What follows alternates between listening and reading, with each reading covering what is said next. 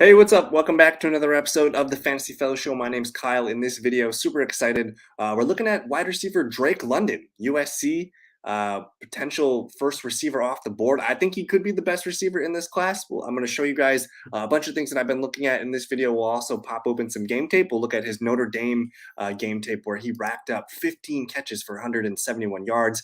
His season was cut short. He only played in 8 games last year. He fractured his ankle. With that being said, let's actually hop into the screen share here. I want to show you guys some of the things I'm looking at.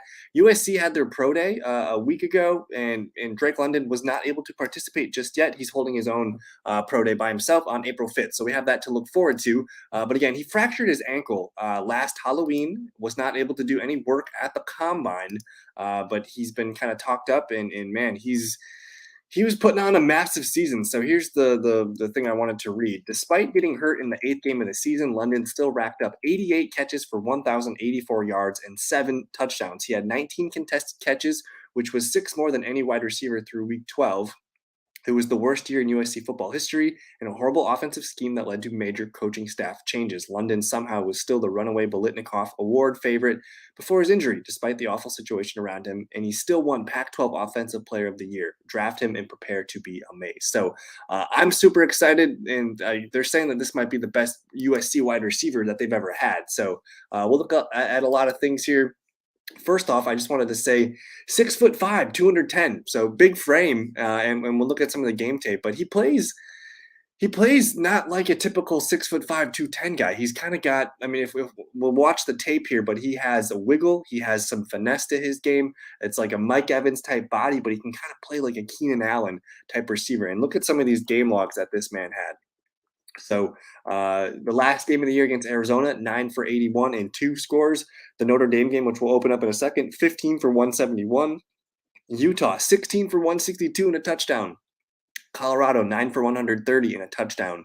Just some massive games, 5 straight games of big 100-yard days. And again, 7 touchdowns in 8 games. And to be honest, like Slovis, the USC quarterback, was not very good last year. He only threw 11 touchdowns. I think he threw 7 to his man Drake London here. So highly productive. And again, only 8 games. Like that's what's pretty wild to me. So I'm digging the stats here. And if we look, if we're using NFL mock draft database here, he's kind of the consensus number 2 wide receiver right now behind Garrett Wilson, but not that much farther behind him. And if we go and click into Drake London's name, we'll see here that he's kind of hovering around, the teams as early as the Jets. It looks like you see the Eagles, Washington, Texans, all these teams that could use a wide receiver, of course. And looks like he's falling all the way down to as low as 24, 25. So definitely a first-round receiver. I think my favorite fit as a Packer fan, I'm praying and hoping that he can be within reach of 22 where they can either make a move or if he does fall to 22, that would be great. But the Eagles, man, I think the Eagles right now have the inside track with those 3 picks inside the top 20. Really likely that the Eagles are looking hard at Drake London here. So really fun receiver. Let me pull up his I guess the combine did not exist for Drake London, so we don't have to worry about that. And now let's go ahead and I want to pull up the screen share that I have for this Notre Dame game. So let's watch some of the plays here. And I kind of chopped it up already. What we're gonna do is we will kind of just watch catch by catch, and we'll go from there. I'm gonna actually move that to the corner, and let's get into it. Let's watch this first play. And again, every time he's gonna be circled in the red, so we'll see what he's got here. But what I like about this is it's Notre Dame. They were ranked 13th. Again, this is the 7th game of the season for these teams, so it's straight up middle of the season. And he just put on a game. And unfortunately, the safety for Notre Dame, one of the top prospects, gets hurt in this game. So we didn't get to see him against the truly elite talent, but we'll see what he does here. So Drake London in the slot, quick out route, and guess what? He's able to get by one guy and and kind of fall forward, get that first down. So I like it. Nothing fancy here, just really quick wiggle. Let me actually kind of just rewind it real quick. And that's the thing about it. He's 6'5", but he does not. They don't use him as like a typical big receiver, and which I think is cool. So just a quick out, And they had a blocker on him. The blocker didn't really do a very good job, but he's able to kind of get him. I mean, most small receivers would probably get tackled right here, so I like that he's able to continue fall and just fall forward and bang into some bodies here. So good play there. That's the first touch for Drake London in this game. Again, he had 15 touches. So here we are. We're lined up down here at the bottom of the screen, and this play. Yeah, it's the next play I'm thinking of. But anyways, just a nice comeback route here on the sideline against number 6. Not sure who that is, but tight coverage. He was even getting held onto a little bit. So I like the contested effort, and you can tell him when he wrapped the ball up like that. I like that. So again, just showing some physicalness. 6'5" again, 6'5", 210 physical receiver. And so far we've seen a quick bubble route, and we've seen a nice a deeper comeback route, which I thought was nice. And now we see Drake London. Let me get the red circle down here, lined up at the bottom of our screen. Let's see what we got going. Looks like he's going for kind of a deep fly route here. Able to just play tightrope on the sideline here, on the boundaries. Go up and get the ball. Similar to a boundary receiver like Mike Evans or Michael Gallup or something like that. Just I like, and that's the play where Kyle got hurt. One of the best safeties in the draft. So I think that was his last play of the game. But what I like here is, one, he's able to hold on to the ball with contact here, and look at like he's wide open for a little bit of this play. He beats his man off the line, and he's able to get to that gap. And as the ball's coming in, he knows he's going to get hit. Safety closing in fast. Go up and get the ball, and to get one. And I think he only got 1 foot down. But either way, smooth play by Drake London. And here's a better replay of it. So to go up, get the ball, I can't see. It looks like he did get just 1 foot in there and still able to get shoved, hold on to the ball. Good play all around, and he'll be making a lot of these plays in the NFL. So here he is. He's in motion in the slot here. Lines up tight, and guess what? A quick feed to him, and horrible play, horrible decision to throw the ball, but he's able to make a player miss. Let's rewind that, because this play this was awful play from the beginning here. I might have went back a little bit too far. But let's take a look at this next play here. So he's in motion. He's just going to kind of turn around. That's basically another bubble screen. And man, he had a player coming in hot. So he's barely even turned around right now. And he's able to make this guy miss. So he's squared up. And guess what? He's able to shake off this guy who's coming in hot. And guess what? Now he's got, number 7 here. Number 28's got a body on him at least. So able to get by number 7 and still fall forward here to make a terrible play into something. Like, this play should have been, pump faked and aborted. But London, tough to go down, man. That's what I like about him. 6'5", 210. So next play, he's at the top of the screen here. Let's see what we got. Just a simple kind of out route here. Make another man miss. Make another man miss. So making 2 guys miss, having 3 guys having to tackle him. Just a high energy player. Now he's at the top of our screen here again. Just a quick screen to him, and again able to recognize his blockers and just continue to fall forward here. And you can tell he's a physical guy. He's going to get into some other players' heads. So early in this game is when he was touching the ball a lot. So far so good. What's this next play here? Looks like we got another screen for him called up. Let me go ahead and hit that. So here we go at the top of the screen. Just another screen, gets by another one of his blocks. Just a little 7-8 yard route, but again, 7-8 yards, you're going to take that every time. I think with this one, yeah, it was skipped down. That was just a quick running play. Here we go at the top of the screen, and it looks like a quick slant, kind of an in route here. Again, it takes a couple. He's not going to go down right away. It takes a couple guys to hit him. But so far, we're seeing a lot of good routes here. We've seen some deeper stuff. We've seen a lot of bubble screens. We've seen just generic screens. We've seen comebacks. We've seen outs. We've seen slants. Seen him in motion. Usually he's lined up on the left side of the formation too. So I think he's primarily a left outside receiver. But you're looking at a starting X receiver in the NFL. And I know a lot of people like Chris Olave. A lot of people like Garrett Wilson. For me, we're looking at a guy here who's 6'5", 210, who can do all those things.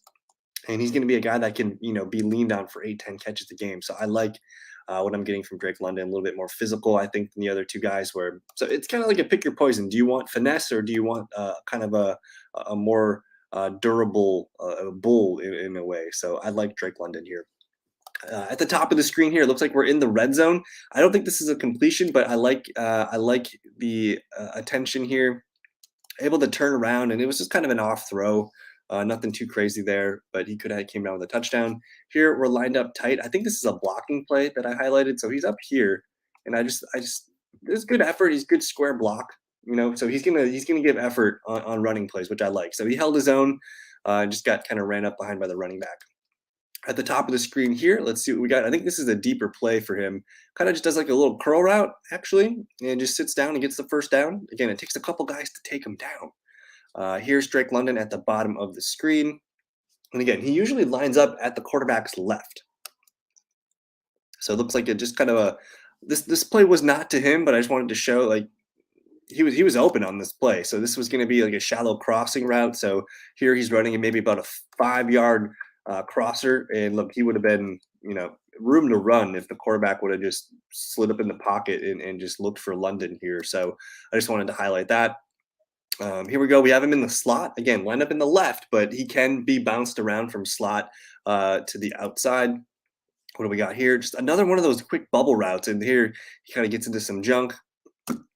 Takes 1, 2, 3, 4 guys closing on him. Nothing's going to happen in that play, but you can tell they're trying to get him the ball early. And I think for a 6'5" guy, you usually don't see that. A 6'5" receiver is more of a deep ball, jump ball kind of guy, red zone player, but they're using him as a finesse player. So I think a lot of people just see 6'5", 210, and they're thinking, Mike Evans, Plaxico Burris type, receivers, but he's more of a finesse player than people give him credit for. So here we go.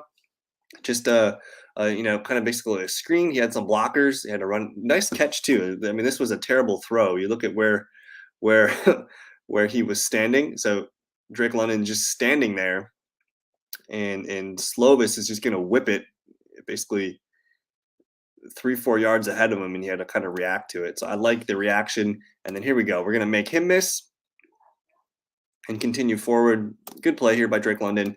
Here we got him in motion. Quick little flick that counts as a pass, so this is technically a reception, but the ability for him to kind of just act as an end around. Potentially, you could see him be used as a rusher in the NFL for a play or two every now and then. That's becoming very popular lately. Here we go. I don't think he catches this ball, but lined up in the slot on the right, so it's kind of a rare play. And here we go. We're just going to kind of do a fade here. Couldn't connect, kind of a bad throw, a little bit high, but I liked the fade. I like the route. Better ball placement. He could have came down with it. Now, this is the play I was thinking of earlier, where he comes down with a big play. Top of the screen right here. Let's see what he does. I think he's running a out post. No, he's running a deep up and able to come down with it. We'll see a replay of it here. He went up and get the ball. Let's wait for that kind of slow motion replay. So this is a big play when USC needed in the fourth quarter. So here we go, kind of running. I like the fake out, the fake up, and able to catch this in traffic here. You got a guy right in your face, and he's able to high, not necessarily high point it, but he went up for it. His arms aren't extended, but they are away from his body.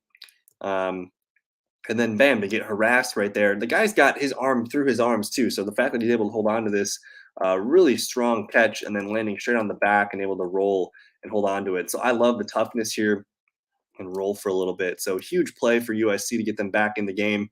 And again, the player, it's amazing that he was able to hold on to this ball. The player smacked him real good. Here we go. Drake London at the top of the screen. I think this is another end zone miss. Actually a screen. And just a simple 10-yard catch and run. A lot of screens for London. So this is a player that you're going to manufacture touches for. And as well, we saw some deep shots as well. Again, another screen here. Couldn't get in the end zone, but came close. Screens are free with him, especially if they're designed properly in the NFL and blocked well. And then here's our last Drake London play of the game. Looks like Slovis getting out, just hucking it and chucking it and incomplete. So a ton of targets, but that was all I wanted to do in this video, man. We had a lot of fun looking at Drake London. Curious if you guys are still here at the end. Is Drake London a top 10 receiver or a top 10 pick? I know he's a top 10 receiver. I know he's, one of the top, if not first, maybe the second best receiver. I think you got to put him up there with the Ohio State guys, Olave, Garrett Wilson. curious about Jameson Williams, but he's more of a speed deep threat. And I just think Drake London, a 6'10" receiver who can do it all, just seems very, very rare. Where we have a lot of these, these slender builds, the Garrett Wilsons, the Olaves, the Jahan Dotsons, the Jameson Williams. So I like that London is a little bit different at the top, kind of similar to Traylon Burks too, out of Arkansas. You're talking about a 6'3", 225-pound guy. So the bigger receivers, London and Burks, a little bit different than the finesse toolkits of some of the other guys. So I like London a lot. Let me know what you guys think in the comments below. Thank you for watching, and let me know if you guys have another request. Do you guys want to see another receiver where we break down some film and watch some film together? Let me know what you guys think. And again, thank you for watching. We'll see you in a future video. Peace.